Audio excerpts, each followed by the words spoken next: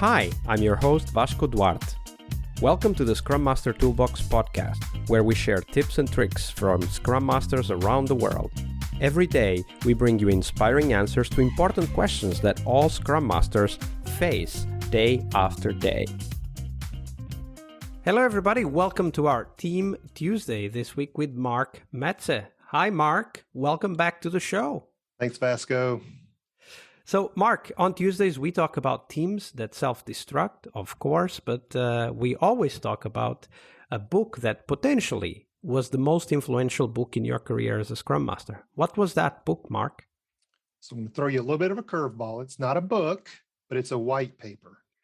And during the pandemic, I had the opportunity to reflect on my career, and I stumbled onto this white paper by Barry Overeem. And it's titled The 8 Stances of a Scrum Master.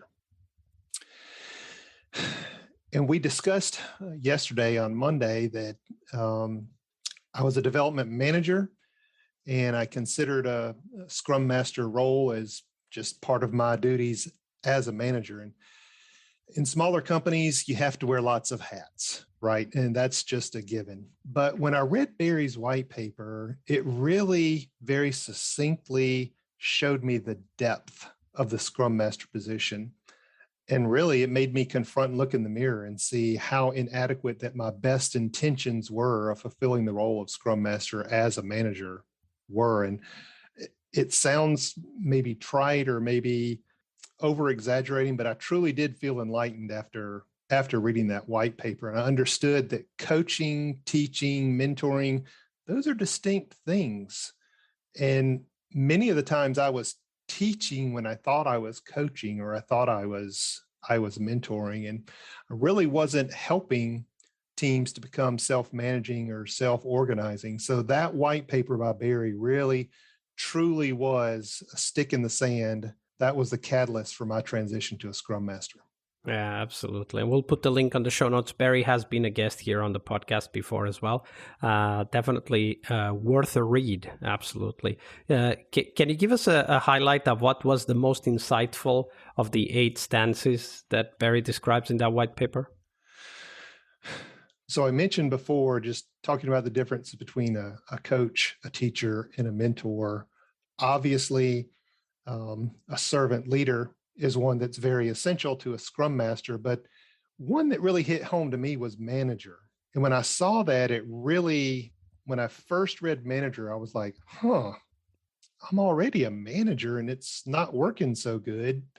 Really, I was very anxious to read what it was about. And yes, as a Scrum Master, we do have the responsibility and the role of a manager, but it's not managing people, it's managing the process.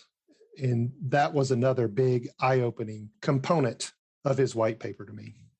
Absolutely. Great point indeed. All right. So now we turn our attention to the teams we work with and how sometimes, despite what we do as managers and Scrum Masters, they do become their own worst enemies and they eventually implode or self-destruct is the word that I like to use. So share that story with us. Share the story of a team and give us a little bit about the context, but the story of a team and what was happening. What were the things that were slowly developing that, ballooned as patterns and eventually led to the demise of the team? Yeah. So for this particular team that I'm thinking about engagement of the team. So teams are made up of different individuals, and those individuals have different personalities, right? Some are very gregarious and outgoing and very social.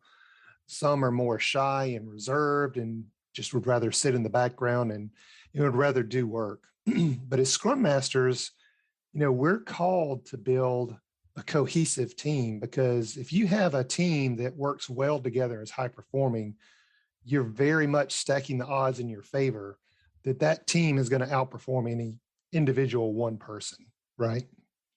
Well, this one team that I had a majority of more reserved team members, and they just were more introverted, and that's just who they were.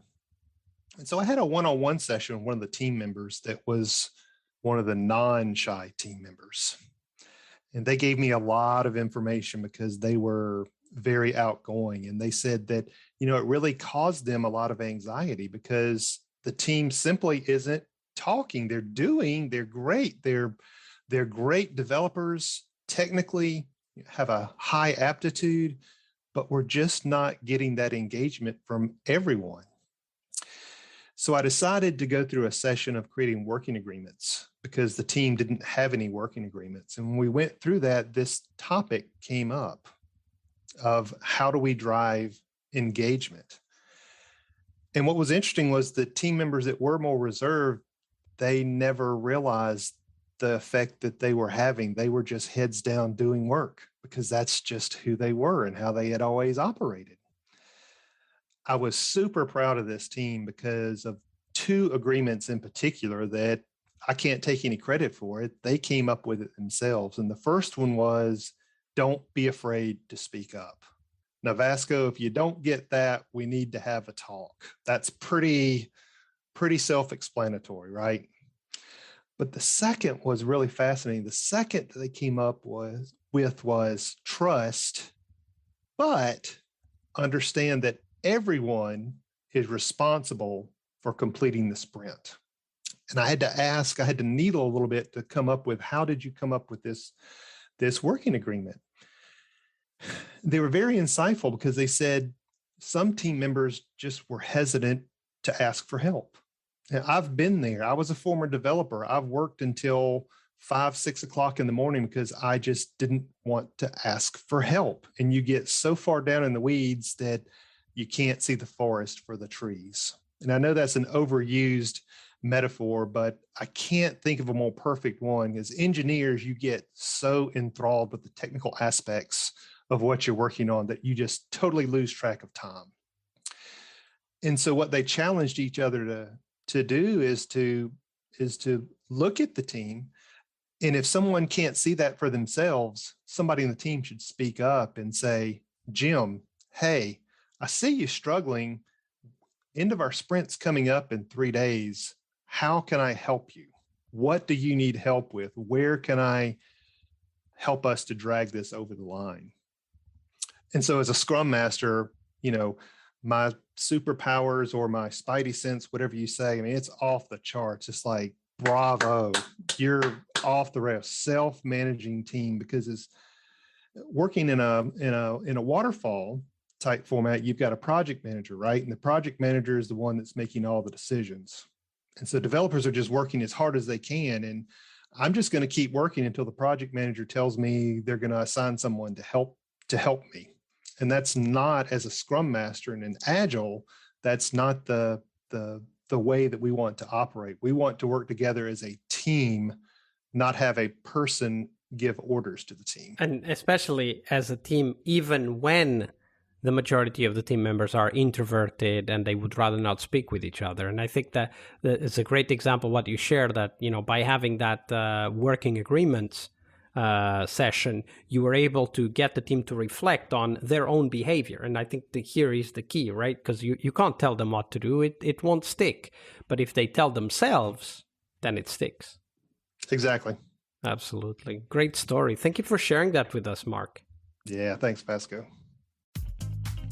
Tuesday is Team Day here on the Scrum Master Toolbox podcast. But tomorrow we talk about something that goes beyond the work we do with the teams. We will talk about how to lead change and what our guests have learned from leading and participating in change programs during their career. See you tomorrow. We really hope you liked our show. And if you did, why not rate this podcast on Stitcher or iTunes? Share this podcast and let other Scrum Masters know about this valuable resource for their work. Remember that sharing is caring.